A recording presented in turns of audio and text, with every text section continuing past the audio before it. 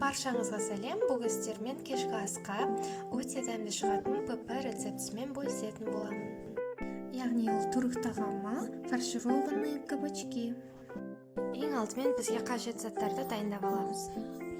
Бізге керегі алдын ала дайындап алған фарш, ірімшік, баклажан, бұрыштар, сарымсақ, кабачок және пияз. Кабачоктарымыздың ортасын бөліп аламыз. Одан кейін ортасын ойып алып, ұсақтап тураймыз.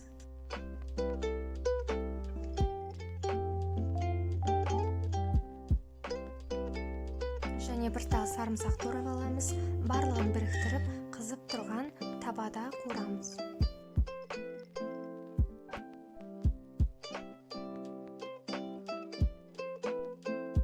Үстіне алдын ала дайындап, дәмдеп алған фаршымызды салып, жартылай дайын болғанша қуырамыз.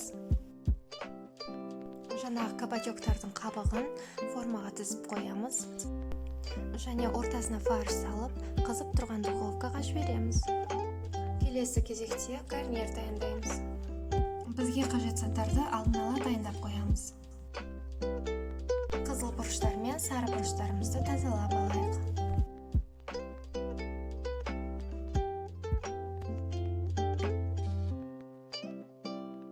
Пияз бен баклажанды турап аламыз.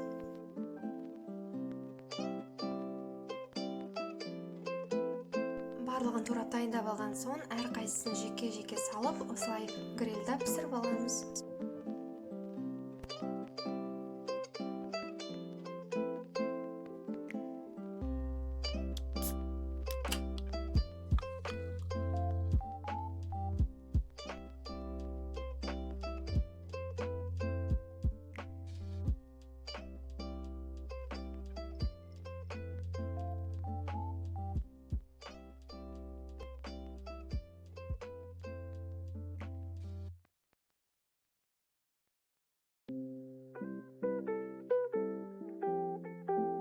Дайын болған кабачоктарымызды духовкадан шығарып, үстінен ірімшік сеуіп шығамыз.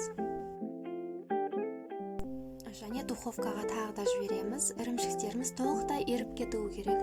Шамамен 5 минуттай болады.